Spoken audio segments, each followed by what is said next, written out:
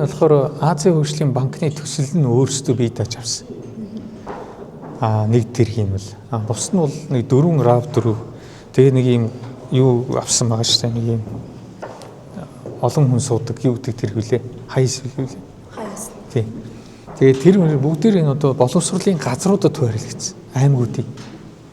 Тэнд чинь боловсролын газар нь хэрэггүй машингүй болоод сумдаар явж чадхаа болоод осол аваарт гарсан орсон тохиолдол хүртэл гарсан. Увс аймагт гарсан. Өөрөөсөө одоо хөвгний тэрэг гуйж явж чад нөгөө найдваргүй тэрэг байгаад осол аваарт орсон.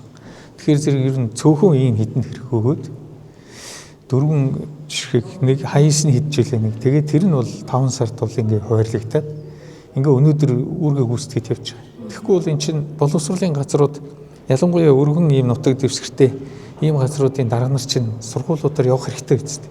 Мэргэжлүүд нь явах хэрэгтэй. Тэрэн дээр л хойролцсон юм л юм байна шүү. Ер нь яг ингээ гişүүдийн өгж байгаа бас мэдээллээр төрийн ямд том жип автомашин худалдаж авах. Манай дээр тийм байхгүй. Энэ дээр бас чанар сайжруулах төслгээд 300 тэрбум барлаа 300 авсан. Гэхдээ наа чи Азийн хөгжлийн банк өөрсдөө төсвөөс байхгүй. Төсвөөс байхгүй.